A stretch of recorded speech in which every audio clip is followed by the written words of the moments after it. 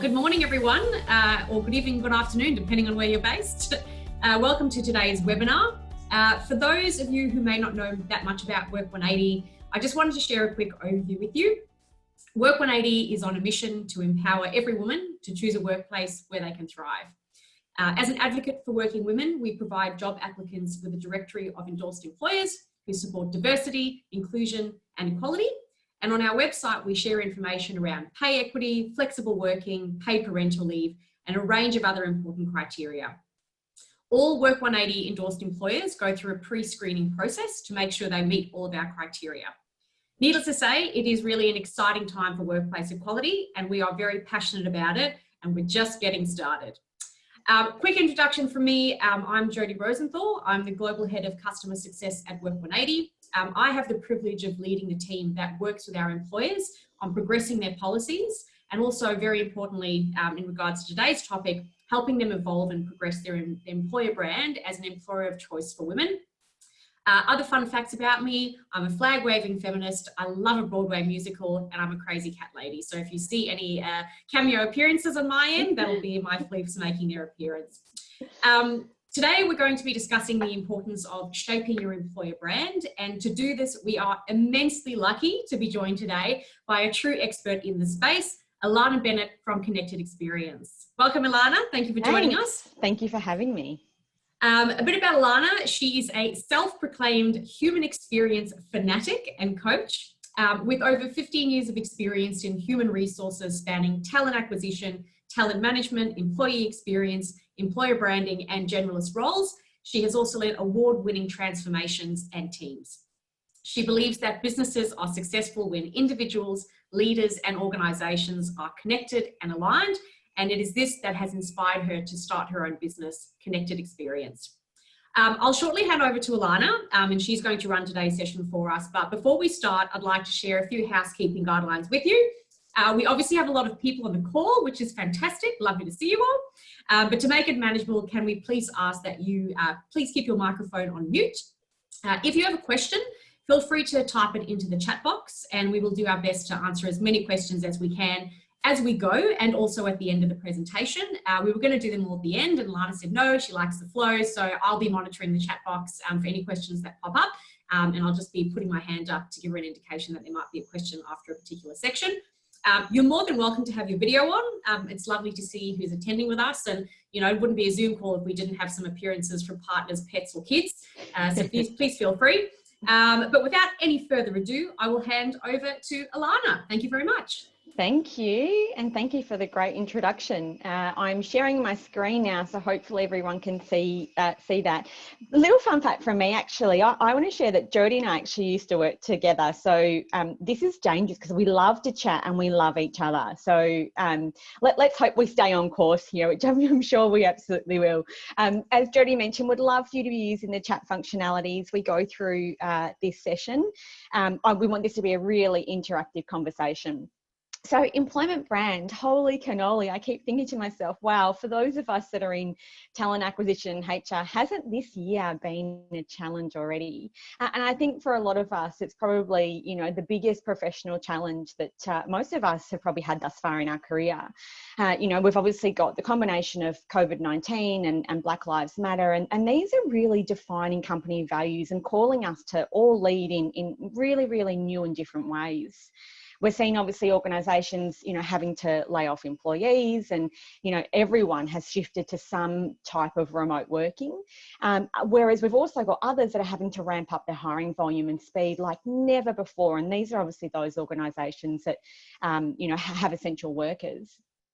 Interestingly enough, 81% of talent acquisition professionals also believe that their culture will change as a result of this current environment that we're in. So, you know, more than ever, companies' employment brand is so visible and so exposed. And the way that organisations are responding to these challenges is really going to shape this reputation from both the corporate brand and also your employer brand. And this is why employment brand is just so important today. And we really want to get into this conversation. So today we want to talk about what are some of the typical talent challenges that just got harder, What are some areas that you can focus on to really make your employment brand work for you? Share some case studies of organisations that are doing this stuff really well, and then, you know, give you some tips around how do you effectively tell a story. So let's have a chat about the talent challenges. As I mentioned, you know, in the environment that we're in today, this has absolutely changed the way that all of our businesses are working. But I think some of the talent challenges that we've had, and whilst maybe these themes haven't changed, they definitely have got a little bit harder. You know, and the first one there is around internal mobility. You know, the one thing that was really obvious as COVID hit, you know, in having to send everyone home, in having to have a look at, you know, what are the roles that we need in our business right now and moving forward, all of a sudden organisations were asking this question of actually what skills do we have in our business? Where is everyone? And organisations who didn't have this skill visibility can't mobilise as quickly as other organisations. They're also potentially, you know, laying off skills that could be used in other areas of their business. And so having this visibility, create this internal mobility is absolutely integral from this point forward.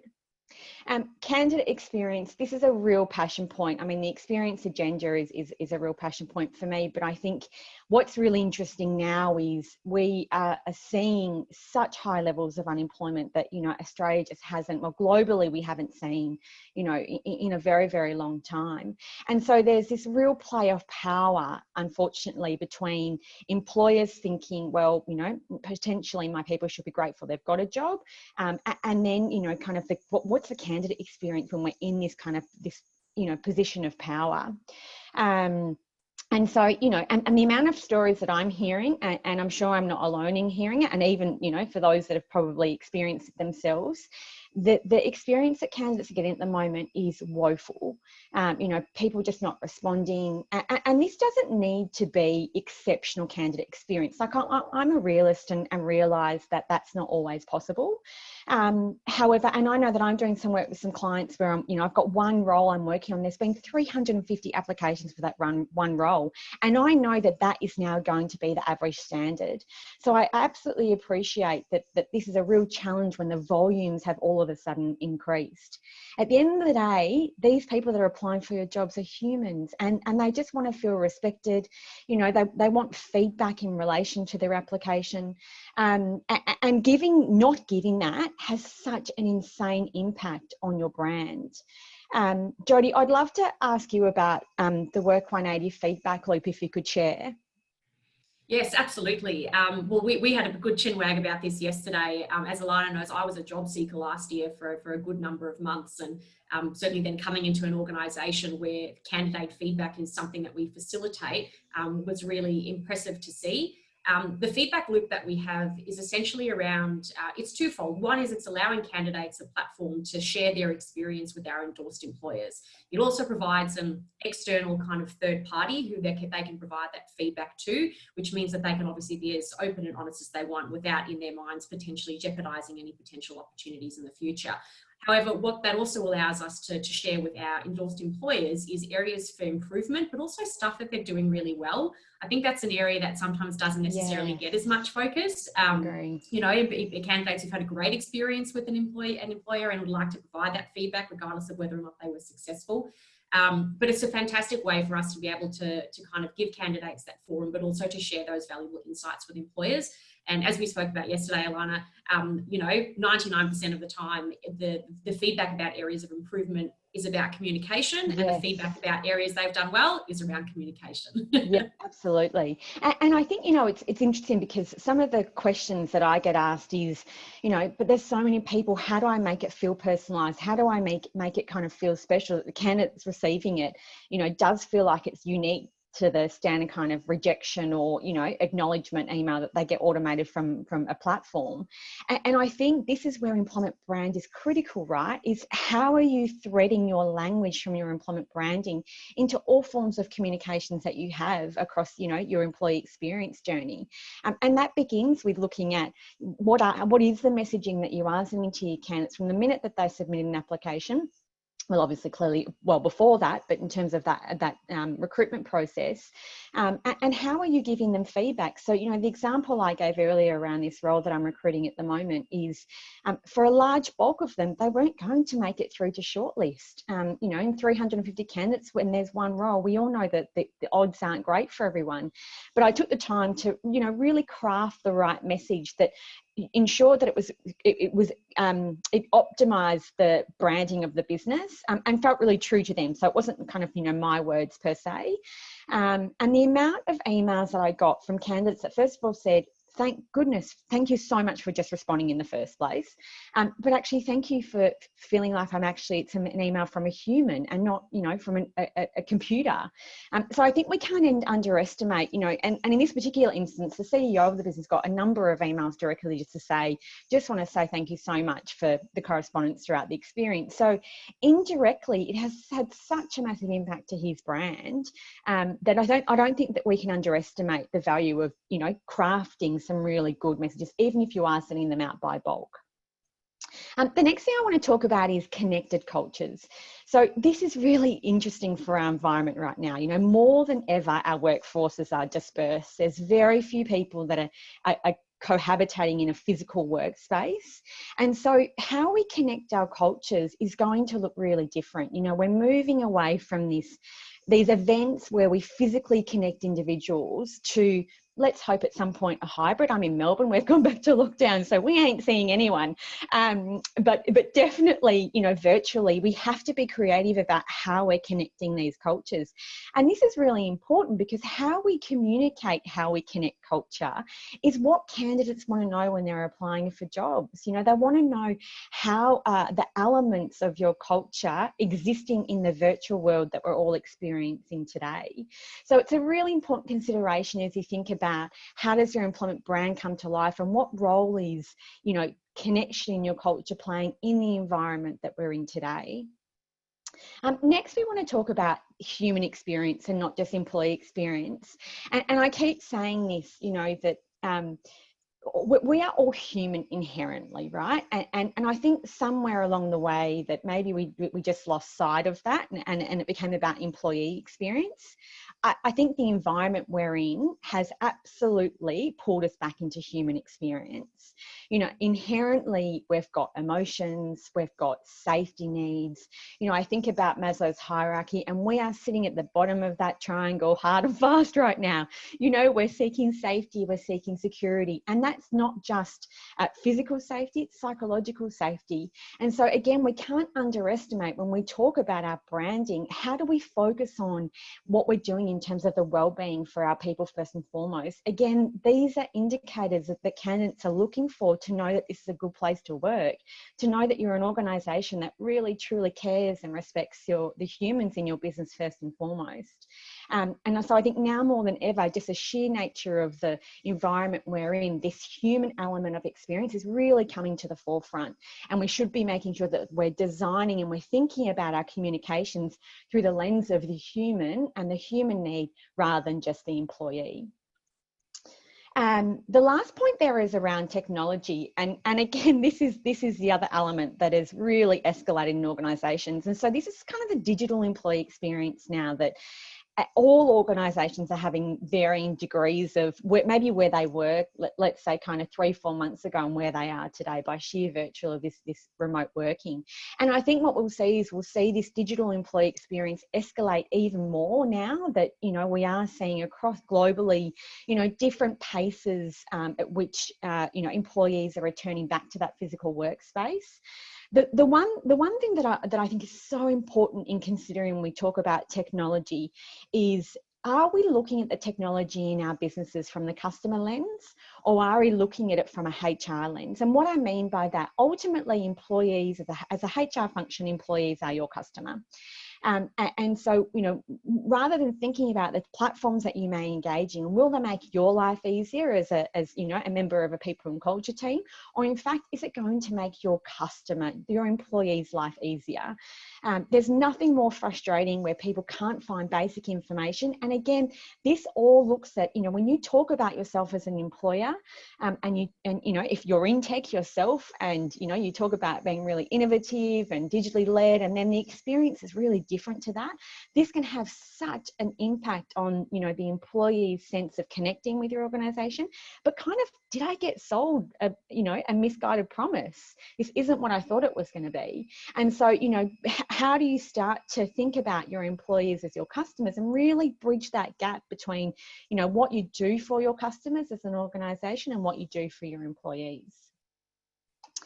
Before I flip, is there any questions, Jodi? I can't see the chat because I've got my presentation screen up. Nothing at the moment, Alana, okay. but I am monitoring with an eagle eye. Yes, absolutely. Pepper her with questions. All right, let's keep moving forward. So what are some things that you can be focusing on? It's interesting, since this environment has hit, I've had so many people really start to question the relevance of their employee brand. And I applaud you for pausing and doing that, because I think this environment that we're operating is nothing like we have ever existed in before. And it is a great opportunity to really think about how your employment brand is stacking up today. So some things that I think are really important that organisations are focusing on is your connection culture and values. The way that candidates are connecting with our brands is changing as a result of this environment. Everyone is watching companies for what they say and do. They want to see what organisations are doing the right things and which ones aren't. And this not only impacts their consumer choice, but it impacts their employment choice as well. So is your organisation living their values? Because if they're not, that will make or break your employer reputation. As you create communications, you need to be thinking about your messaging and, is it aligned to your values, and can you tie it back to your values? Because again, if that's not connected, it can potentially be really damaging. The other thing, sorry, Jodi, you're going to add that. Yes, I was just going to say we do have a question. I think it's from Mark. Mike, feel free to jump in as well. Is it how do you field once you've received over 300 applications to one job? Yeah. How do I shortlist? Great difficulty and a long time. I actually review every single resume, and I know that takes time, but again, I value the human at the other end of the experience as taking the time to submit that application. And I think this is a real challenge for internal talent teams. Is I know myself, having been there and been on the end of receiving application after application, they all can start to look the same, right? But what we need to keep at the forefront of our mind is someone's emotional experience of applying for that job. We all know how nerve-wracking it is to put ourselves out there. If anyone has heard me talk before about recruitment, is I kind of view it like dating, right? We kind of meet someone along the way, we're kind of putting ourselves out there and we want to fall in love, and we need to think about that emotion. We need to think about how are we going back to the candidates in this experience and really trying to keep them informed along the way. So look, it is hard, Mark. It's not easy. I mean, I was probably fortunate in this respect that there were some very tight requirements for the role, so it ruled a lot of people out. But I did make sure in all of my messaging back to them that I thanked them and I showed appreciation for their time and effort and energy in submitting the application. And it is amazing how the language can be so powerful, right? So rather than just saying thank you for your application, my language was, I'd like to thank you for taking the time and effort and energy that you've put into this application process, because I know that's not an easy thing to do. Now, I've still said thank you, right? But the impact to the human on the other end of that email, it is so profound. And again, in terms of how that kind of really threads through the values of your business, can be really powerful. Yeah, absolutely. We've actually, I think it's Justin who just made a comment where he said, it's an unfortunate time, over 300 applications. It is obviously practically very difficult to reach out to them personally. His comment is it okay essentially to have a system generated response in this climate? And I think to your point, the answer is yes. It's how you craft that response. Correct. Absolutely. So all of my messages that I sent were bulk emails, so as I was kind of, sorting through the applications and moving them to the various steps within the process, it was a bulk email, but it was just the language that I used that ensured that it felt like it would feel it was personalised and really targeted at that individual. And so that language piece is really, really critical. And obviously making sure that it's connected to your employer brand. So, the way that you talk about your tone of voice and the language of your employment brand is really making sure that you're threading that through all your communications. My last employer, my team and I sat down and we went, what are the most common emails that we know we're going to need to send to candidates? And let's craft them, working with our marketing team on how we would form that, how we would have that conversation. And I think that's really important, is think about it as a conversation again, rather than just, kind of shooting words at someone. And it will really be helpful in terms of keeping that personalization alive. So in terms of the other piece that I wanted to mention on the connection culture and values is the type of information that candidates are looking for is, as we know, is changing given the current environment. So making sure that you're arming your recruiters with the right information to answer some of these questions is really, really important. Questions that people want to answer now is, well, how does work get done in the team if we're all remotely located? How do people interact with each other? What digital tools are you using? What sort of events, virtual events, are you now conducting to bring teams together? I mean, virtual onboarding for new employees is taking a totally different shape now. So, think about how you're arming your recruitment teams to make sure that they can accurately communicate your culture in the current environment that we're in today. And again, I go back to this piece around, prioritizing the human. And I think organizations that do this will be really, really more successful long term. The reality is this experience has impacted all of us. There is nothing that we have gone through in our lives that has brought us all to this kind of equal playing field. And I think we've got to, lean into this kind of shared humanity of what we're all going through, and making sure that your values and your employment brand are really kind of tailored to respond in this environment. The second point there around authenticity and transparency. So as I mentioned, a lot of organisations are questioning whether their employment brand is standing up right now. And that's a really good thing to do, because candidates will see through the BS, right? We know that. The other thing as well is also considering how have your leaders and employees behaved around this, and does that support your employment brand? Because again, if there's misalignment here, then that's showing that it's not accurate. It's not, how you're talking and about your employment brand versus how it's living and breathing. If there is a difference, again, candidates will start to see that disconnection. There was a recent study done that was actually looking at candidate behaviour over the last 4 years. So it started in 2016. And really interesting, what it has shown is how much the information that candidates are viewing has changed. So culture-related content is now viewed 3 times as much as what it was in 2016. Diversity-related content is viewed more than 4 times what it was in 2016. And work-life balance has tripled over these last 4 years. So it's now that won't surprise any of us on this call. Like I think we intuitively go, that makes sense. But I think, again, the question is your employment brand talking to those points? If that's what candidates are seeking, are you serving that information to candidates, or are they having to go digging and find it? And this is really, really important. And it kind of pulls me nicely to the next point around amplification. The one part where employers are bringing their brand to life beautifully is because they're using their own employees. And now more than ever, this is such a brilliant opportunity to use employees to help really share this employment branding message. It unites them around something, but they're the best person. There is so much, and the research tells us that candidates trust what employees are saying more than they will around your corporate messaging. So that's a really important consideration. And I know Work 180 do a lot of great work around this and working with brands. Jodi, could you share some of the work that you guys are doing in this space?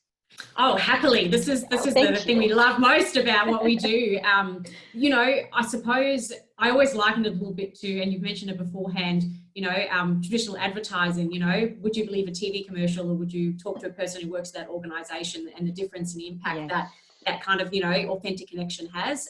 That's something that we really focus and hone in on from a Work 180 perspective in terms of bringing employers' brands to life. And the one thing that I think we always touch on is, there's so many, I guess, easy and simple ways in order to differentiate yourself and actually talk about your company culture and who you are. Tell candidates what kind of organisation you are and, why they would want to work for you.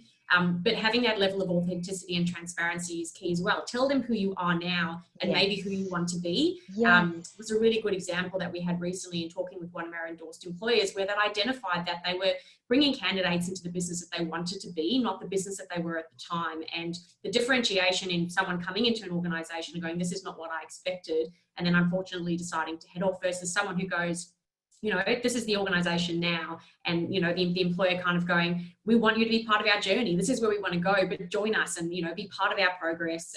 And that's also creates that level of expectation as well for that employee coming into the business. How we promote that through Work 180 is through a range of activities. We run campaign features that are industry specific to allow employers in that space to get involved and kind of talk about what they're doing.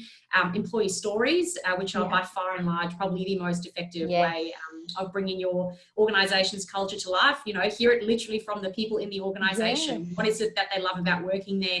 And particularly in the areas that we focus on, or what are the benefits and policies within the organisation that make your experience as an employee better? How do they support you? Is it flex work? Is it the parental leave policy? Is it, that they have employee resource groups? And we really kind of espouse, the importance of actually, bringing that to life. Creating internal advocates within your organisation is the most effective way of really bringing your employer brand to life. And while we're very focused very much on being an employer of choice for women, everything that we do reflects on the employer brand, and everything we do for the employer brand reflects on the master brand. So it's a really it's a domino effect of all this positivity that kind of goes right up to the top. And if you can get your internal stakeholders and your senior members of your organisation to get behind what you're doing and promote it. We had the CEO of Origin Energy share, the launch post when they joined our network of endorsed employers, and the amount of third-party shares and people engaging with that in the business was off the charts. So really simple but effective ways of getting people in the business to kind of help promote that. Yeah, absolutely. It's so great. And this is the stuff that we just need to encourage, organisations doing more of. And it's not about scripting your employees, but it's about giving them some ownership to tell their message, right? And quite often people say to me, oh, well, what if, things aren't great at the moment? Well, I think that's okay. I think, there are a lot of us who are probably working right now going, oh my God, I'm trying to work and I'm homeschooling, I've got dogs and cats and I've got parents I'm taking care of, but I think that's life, right? Candidates want to see this kind of snap view into what would it be like if I was in this organisation. And I think that's so powerful through the lens of your employee, and giving that shade of story, the good, bad and ugly, is actually an important part of your employment branding. There's nothing worse than when an employee comes into a business, as I mentioned earlier, and they kind of go, man, this was not what I was sold, and it's different if up front you're saying, this is where we are today and this is where we want to go to, per your example, Jodi. But if you're saying this is where we are and it's like you're miles from there and you're not being clear around an intention to get there, then, that new employee is kind of going, I'm being sold a dud here. So it is about, if the messaging is maybe from a negative sentiment, it is about crafting it right. Don't get me wrong, you don't want kind of haters out there on your employer brand, but it is about also giving permission for people to tell their story, because I think once you do that, you that is so reflective of the culture of your organization as well. It can be insanely powerful. So we want to share some examples of who's doing this really well. And Jodi, before I do, is there any questions before we kind of kick into some case studies? Not at the moment, but yeah, as I said, come on, crew, don't I know. be shy. I know it's early. Alana's ready. She's ready for you. She's 2 coffees and I'm ready to rumble. Well, look, let's share some examples. And what I want to say first of all, I'm only sharing 3. If we had kind of all day, we could talk about who's doing this stuff really well. There are lots and lots of organisations doing this really well. Some of the filter though that I have used in selecting who I wanted to share with you is, how does the organisation talk about themselves as a corporate brand, and how does that link to their employment brand? And then importantly, who is actually telling that story? Is it just the corporate telling the story, or are the employees telling that story as well? So I think, you know, we all know examples of where the message is beautifully crafted from the employer, but the employees aren't helping share that message. And, you know, to Jodi's point around those, you know, those brand ambassadors, this is where they become critical for your employment brand. So the examples I'm giving is where we've kind of got that beautiful kind of cross section of the way the employer talks about their corporate brand and their employee brand, and the employees are engaging in that message conversation. They're the ones I wanted to share with you today. So the first one, just before you jump in, Lana, yes. Actually, it's probably a good precursor to what you're about to talk through, though.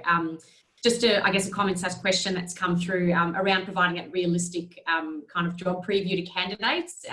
Justin's kind of said that, you know, often candidates are told the good through advertising and social, not expecting to be told what the company doesn't do well.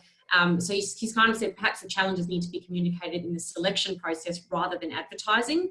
What your thoughts on that? I would agree, absolutely. And I think the timing's got to make sense for your organisation, right? So I think if your organisation is going through some public challenges and everyone knows it, then I think don't be selling don't sell an advert for a job that doesn't kind of talk to that, right? Because the candidate's going, mate, you're in a crisis and you're not talking about it. Like, come on, let's be serious. So I think, yeah, Justin, absolutely right. That I think the timing of it is unique to your organisation.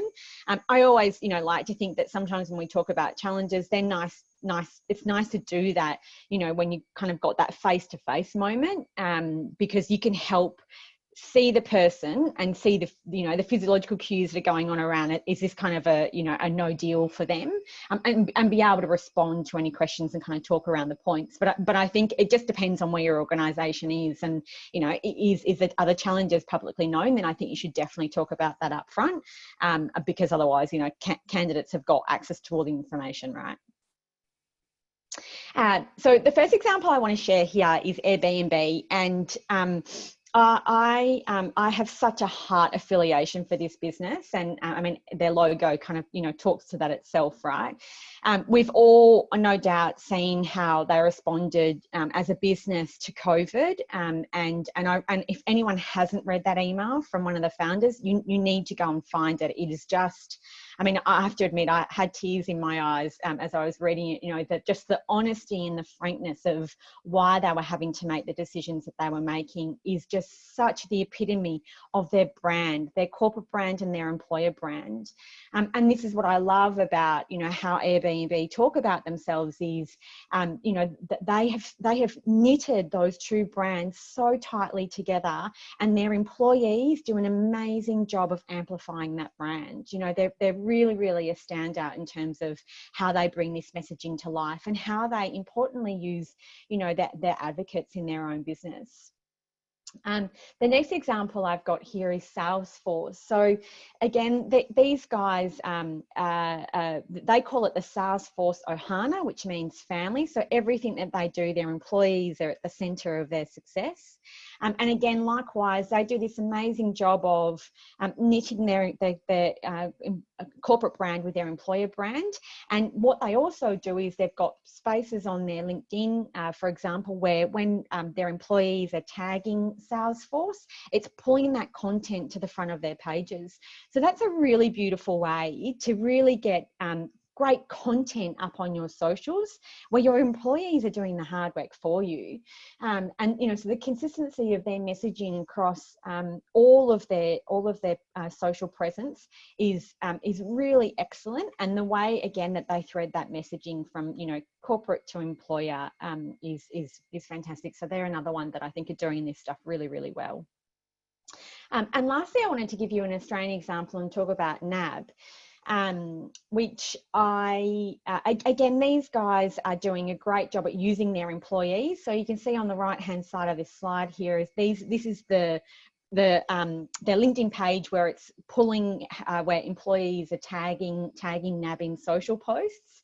They've been really consistent in their messaging around the whole social economic environment that we're in today, and that is threaded from their website, their company website, their careers website, and through all their social platforms. And again, you can see that their employees are also, you know, amplifying that message. You know, it was interesting when Jodi and I were chatting yesterday, we were talking about, you know, industries like banking are all of a sudden now becoming really sexy, right? They're becoming these kind of destination employees because of the security in the environment that we're in today. And I really hope I'm not offending anyone on the call who is from banking. I've been there, so I feel like I can say that. But you know, it isn't. When you think about some of the organisations that exist in the world in which you operate today, there are some really sexy brands that people want to work for. And so, you know, it's interesting as we're in this environment we're in today. I think, you know, for a lot of industries where we see our essential workers, we will start to really see this shift around, you know, the branding of those organisations because of the environment that we're in. What have I last got? So here we go. Let's talk about storytelling. My biggest tip is to keep it real. I think, you know, everything that we've talked about today, and where you see this done beautifully is because employees are sharing authentic and real messaging. You know, the reality is today, candidates don't have in-person interviews at the moment. They're not getting office tours. They're not getting the opportunity for that face-to-face connection with, you know, their new families, you know, potentially. And so when we think about how do we therefore tell a beautiful story and evoke that connection, is you need to use your people to help tell you that message. You know, when it comes from them, as we mentioned earlier, they're highly trusted. You know, they believe it when it's from the employees, you know, the employee's tone of voice.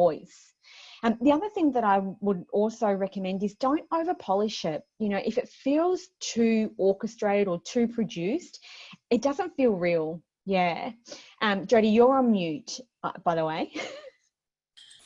That's intentional because I'm constantly making comments as you're talking. Please. No, good. I want. Okay. And I was like, no, absolutely right. I love it. Yeah, as I mentioned earlier, make sure you share all the shades of life, right? The dark, the light, the grey.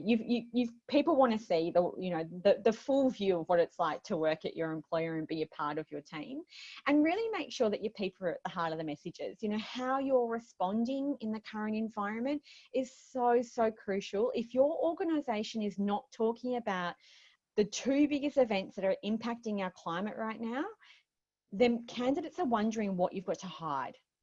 I mean, that's just it, right? So we've got to be really careful. And it's okay if your organisation hasn't firmed a position on Black Lives Matter, but talk that it's something that you're working on. It's something that you're talking about. You know, don't just not say anything for fear of not saying the right thing. I think we find ourselves in more trouble when we sit in this space of, you know, kind of not saying anything at all. Absolutely. Yeah. Question, just sorry to interrupt you there, from Mark. Do you think talking to applicants or candidates about what might be important to them, i.e. putting them at the heart of your messages rather than talking about your company, helps to improve your employer brand? For example, replacing we with you. Absolutely. Yeah, definitely. And I think, you know, that's integral for them to be able to see how they would connect to your organisation. You know, could they see themselves, you know, flourishing in your environment from a cultural and values perspective? But I think the other thing is we, when I was at O, we started to shift the language that we were using, even when we were advertising roles, to talk about what would your impact be in this role in our organisation. And that's really important, right? Because when you think about the standard adverts, those that are doing it really well at the moment are not kind of giving this list of a job description. What they're doing is saying, why is this role important to our business? Because this is the impact and contribution. This is what we want you to achieve when you're with us. That is less about the day-to-day minutiae of what you do and that overall, but that real individual contribution. So I think absolutely, if you can be thinking about what have they got to gain and how can they connect in your organisation, then that's absolutely how you should be positioning your branding, definitely. Lastly, I'm going to say is have fun. What a great way to kind of segue to yay. I'm so conscious that the environment that we're operating in is really tough for everyone, you know, not only, and I really feel for all of us that are working kind of in the people and culture space, because we are the custodians of our employees' well-being, and sometimes we forget that we need to also look after our own well-being. So, you know, it can be really hard to navigate these times when you're in the roles that we're all in. But what is really important is that you don't shy away from having fun even in these times, because that is what connects humans. You know, at the end of the day, we all want to have something that we come together and we share, and be able to have a laugh or two, you know, in the same time. So when you think about what is your messaging, think about how you share some of those fun moments that your teams are having. You know, the trivias that might be having on Zoom, you know, the cooking classes, the singing lessons, whatever your organisation is doing, is please make sure that you share all of that, because there's such powerful insights into your employment brand. Absolutely. We've got a question, or I guess a comment from Grant. And again, this is something you and I were talking about yesterday in our very extensive pre-work conversation. Yeah. Is that, you know, he would challenge that organisations should only be responding to kind of social issues like Black Lives Matter or other kind of really topical events that are happening if it aligns to their brand, because otherwise it comes across as, he said crap and opportunistic, but I was inauthentic, shall we say. I love it. You're absolutely style, right. Man. Yeah, absolutely. But I think what you need to be careful of there is externally, yes, that makes sense. But what are you saying internally? Because you've still got people in your business where they will, you know, those issues will be impacting them. And so, yes, you know, because I know we always focus on our employment branding from an external perspective, but it's relevant internally as well. So absolutely agree that externally, if it's inauthentic, then absolutely don't do it. Because again, you know, as we mentioned earlier, you know, people will see through that. But internally, you should still definitely be having a conversation. And that is it, gang. We've zoomed through that this morning over Zoom. How lovely. And yeah, opening up for questions and comments. Please feel free to jump in and even just kind of share your views on this matter. We have got plenty of time. Don't be shy. Absolutely. I was thinking maybe, Lana, if you want to jump out of your presentation mode, absolutely. So we could see everyone, and if people would like to perhaps raise their hand and ask a question, or feel free to pop it into the chat if you're still in your workout gear or you're still in your PJs. There's no judgment here, I can guarantee you that. But yes, if anyone would like to jump in or pop a question into the chat, then yeah, we can continue in that vein.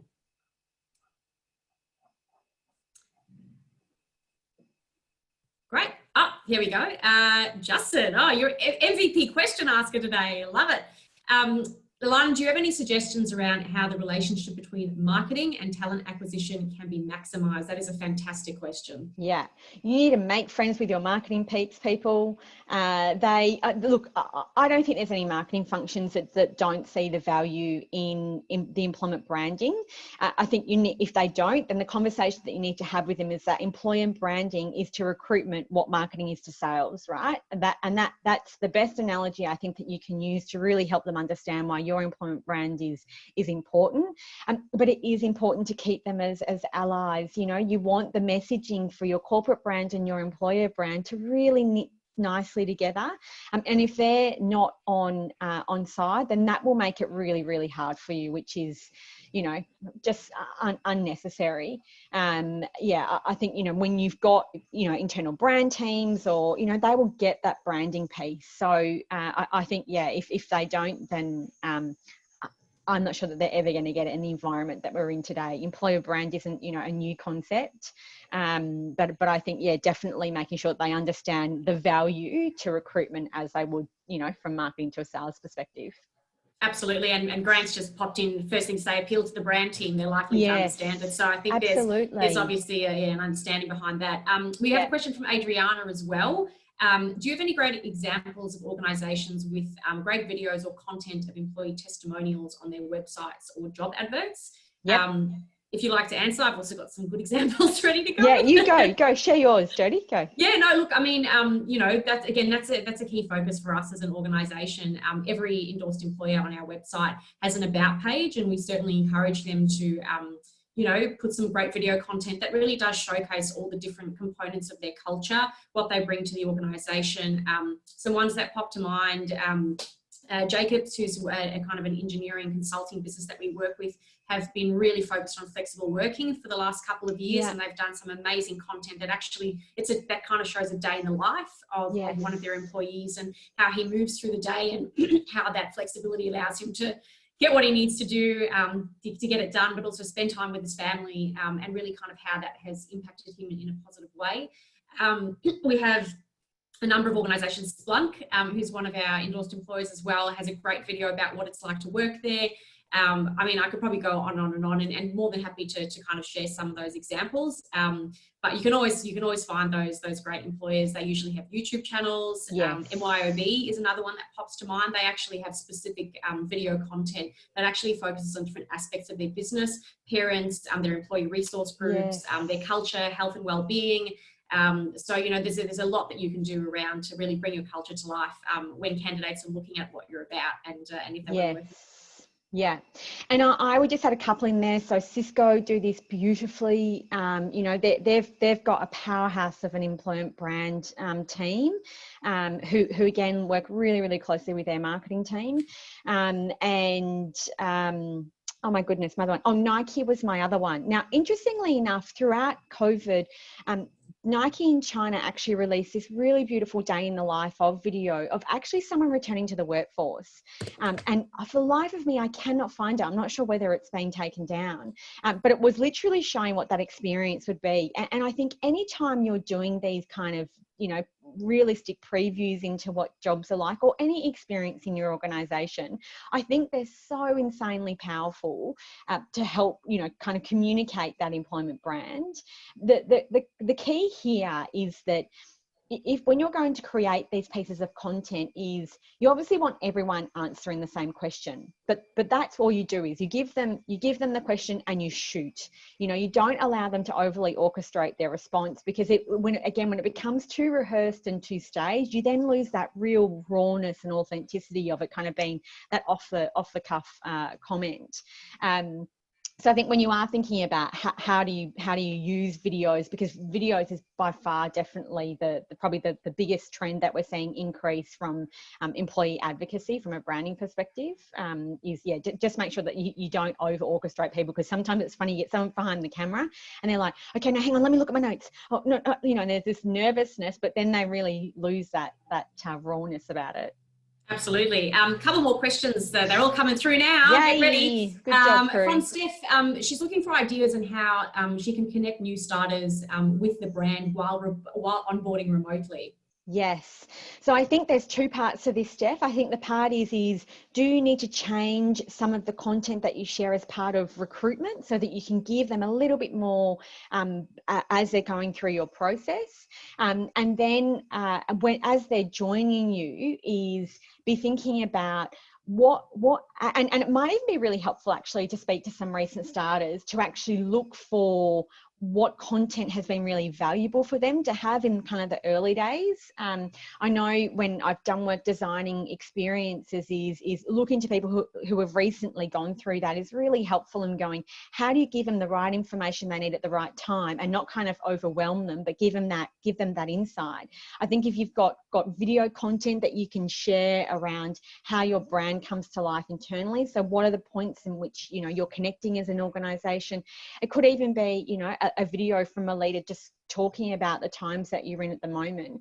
What's important is that don't worry about the relevance of the message. Now, let me exclamation mark at that and, you know, talking mark it for the moment is if there's a beautiful message that one of your leaders has shared during this time we're in now. So again, the Airbnb example that I gave of the letter advising their business impact, like that's happened, right? So in terms of the relevance, that time has passed, but man, what a way to communicate brand. So think about how a message, even though the relevance of the timing of it has gone, the way that it has communicated your employment brand and your culture is still so relevant. I would hold on to those pieces of gold and use them time and time again as a way of connecting, particularly your new starters with that brand if they haven't had that experience yet. Absolutely. Thank you for that, Lana. We've still got a couple more questions coming through. Just a quick one. Lily asked whether or not the videos that I mentioned from those organisations, whether or not the employers create the video and content themselves. Lily, it's kind of both. We work with endorsed employers who do have that existing collateral, and that's something we can then incorporate into their employer branding, onto their employer page, and also putting those videos up as part of a social strategy. Alternatively, there are organisations who don't necessarily have those resources, or perhaps they like some guidance in terms of how to customise something particularly for what we do, which is attracting women to the business and obviously highlighting all their great benefits and policies. In that respect, we actually have a video producer and a marketing team, and then we work with them to create that for them. Question from Yasmin as well, and I absolutely love this one. Because this is all about how do you measure and track. Yes. So what are the measures companies can put in place to confirm the success of their employer branding? For example, how marketing tracks a number of leads from a specific campaign. Yeah, I think that's a fab question, Yaz, and I think this is critical, because if you're investing dollars in this space, you want to be able to say that it's returning, some benefits to your organisation. So again, the traffic that you're getting to your website first and foremost is a really great place to start. And Jodi, I am going to throw to you to answer this as well, because I'm sure that you guys are doing some work with some of your endorsed employers in this space.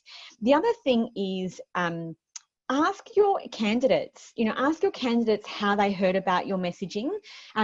When in my previous role, we used to survey every single candidate that went through our experience, regardless of how far they got in the process. And there was always the questions around, where did you hear about us first? If depending on where they got in the process, is the conversations that you had with us to date, does that align to what you read about us or what you saw about us before actually we had a conversation? So, there's no one better to actually give you some of those indicators than actually asking candidates yourselves. Jodi, what are you guys seeing in this space as well? Yeah, definitely. I mean, this is a huge of huge importance for us as well, because we're also in a position where we are looking to track to see what impact we are having as an organisation through the partnership. There's certain things that are really easy to track. Looking at job views and apply clicks and visits to employer pages. But the key thing for us is also understanding how many women are coming through to your website currently, and what is that? Has that changed in 12 months? What is your percentage of women in leadership, if that's an area that you're looking to increase, and how has that needle moved in the time that we've been working together? I think certainly from a brand metric perspective, it can be very tricky, and particularly because I think one of the challenges that we've come across in working with some of our endorsed employers is there's a lot in place to track a master brand, but there's perhaps not necessarily enough in place to track an employer brand, a recruitment brand, and being an endorsed employer, endorsed employer for women brand. It can be really difficult to really kind of siphon down into those kind of subsections. But certainly, I think to your point, employee engagement is a big part of that, and employee surveys, and obviously looking at things like your retention rate and seeing whether or not those areas in the business that are a focus for you are actually seeing some positive return. Exactly. So all critical components in kind of being able to deliver that. Yeah, and the other thing that I just love to add to that point, Jodi, is don't also be afraid to talk about quality of hire. Obviously, you need to do that once, a candidate has been in your business for a certain period of time. But if you've gone through an effort of really investing in your employment branding, then perhaps, 3 to 6 months later, you should be looking at the performance of those new starters in your business and doing a bit of a comparison around how did that compare to 6 months earlier when we didn't have the employment branding live? Are you attracting a high quality of candidate? Because again, you're getting that kind of culture value connection right up front.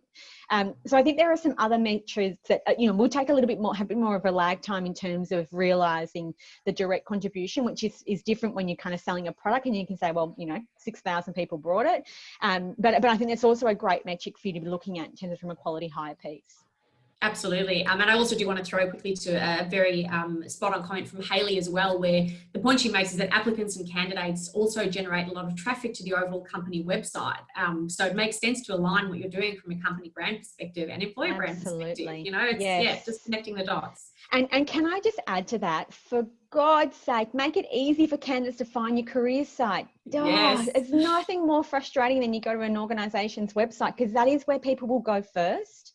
and go, I can't find careers. It just drives me mental. So, you know, this is why also you need to have your marketing team on side, because those guys are responsible for your corporate website. You want to make sure that, you know, you kind of can get in there with them and say, come on, we need people to be able to see the opportunities in our business, because they will always go to your corporate site first.